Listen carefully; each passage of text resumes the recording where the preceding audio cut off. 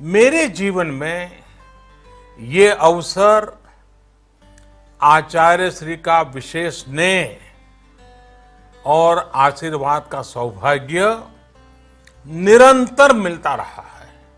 मैं अपने आप को भाग्यशाली मानता हूं। मुझे याद है जब गुजरात के मुख्यमंत्री के रूप में मैं कार्य संभालता था, उसी कालखंड में आचार्य जी का गुजरात आना हुआ था। मुझे उस समय उनकी अहिंसा यात्रा में, मानवता की सेवा के अभियान में शामिल होने का अवसर भी मिला था और मैंने तब आचार्य प्रवर के सामने कहा था, मैं चाहता हूं ये तेरा पंथ मेरा पंथ बन जाए। आचार्य श्री के स्नेह से तेरा पंथ भी मेरा पंथ बन गया और मैं भी आचार्य श्री का बन गया। साथियों, मैंने हमेशा उनके सानिध्य में ये अनुभव किया कि उनके जैसे युग ऋषि के जीवन में अपने लिए कुछ नहीं होता है। उनका जीवन, उनका विचार, उनका चिंतन, सब कुछ सिर्फ और सिर्फ समाज के लिए, मानवता के लिए ही होता है। आचार्य महाप्रज्ञ जी कहते भी थे, मैं और मेरा। आचार्य जी बार बार कहते थे, मैं और मेरा छोड़ो तो सब तुम्हारा ही होगा। उनका ये मंत्र, उनका ये दर्शन उनके जीवन में स्पष्ट दिखाई भी देता था। हम सब ने देखा है, उनके जीवन में उनका अपना कुछ नहीं था, लेकिन हर कोई उनका अपना था।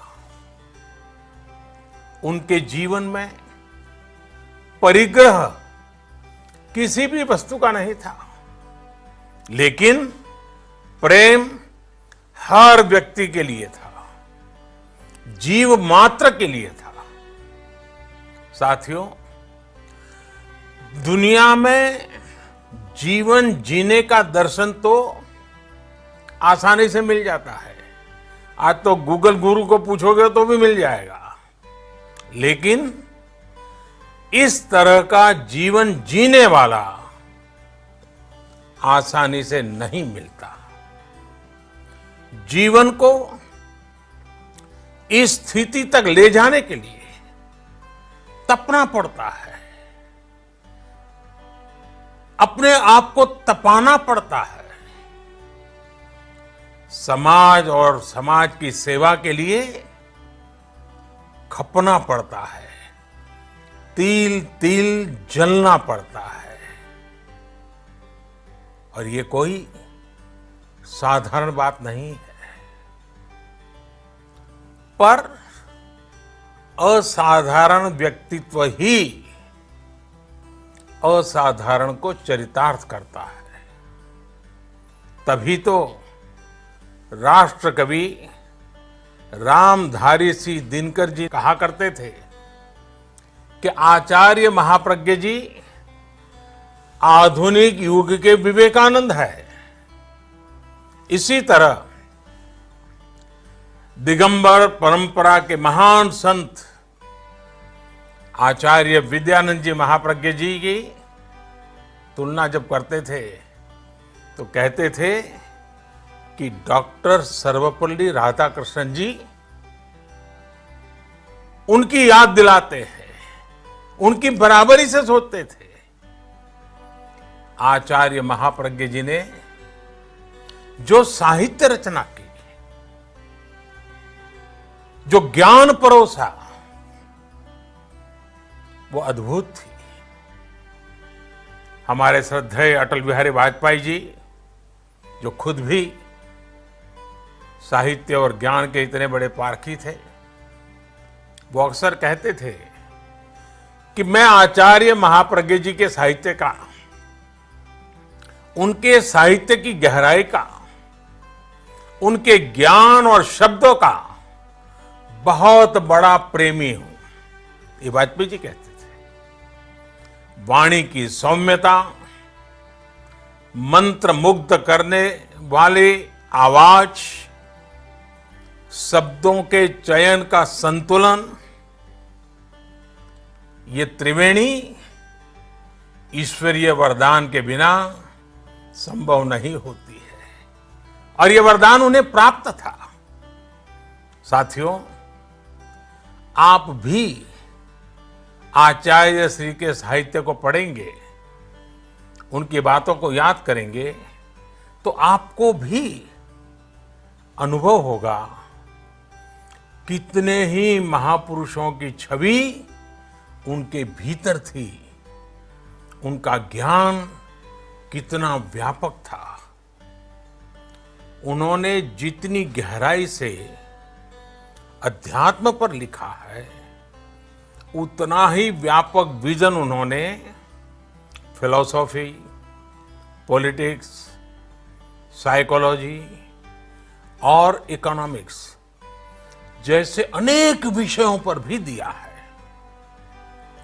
इन सब्जेक्ट्स पर महाप्रज्ञ जी ने संस्कृत, हिंदी, गुजराती, इंग्लिश में 300 से ज्यादा किताबें लिखी हैं, और आपको उनकी वो पुस्तक तो याद होगी, और नहीं है तो याद कर लेना चाहिए। और मैं तो रेकमेंड करता हूं उसे बार बार पढ़ना चाहिए। The family and the nation. ये किताब महाप्रज्ञ जी ने डॉक्टर एपीजे अब्दुल कलाम जी के साथ मिलकर लिखी थी। एक परिवार सुखी परिवार कैसे बने, एक सुखी परिवार एक समृद्ध राष्ट्र का निर्माण कैसे कर सकता है, इसका विजन इन दोनों महापुरुषों ने इस किताब में दिया है। मुझे वो दिन भी याद है जब मुख्यमंत्री काल में अब्दुल कलाम जी जब गुजरात आए थे, तब मैं भी उनके साथ आचार्य प्रवर के दर्शन के लिए गया था, और मुझे एक साथ दोनों महापुरुषों के सानिध्य का सौभाग्य मिला था। दोनों की एक साथ उपस्थिति में मैंने प्रत्यक्ष अनुभव किया कि हमारे यहां एक ऋषि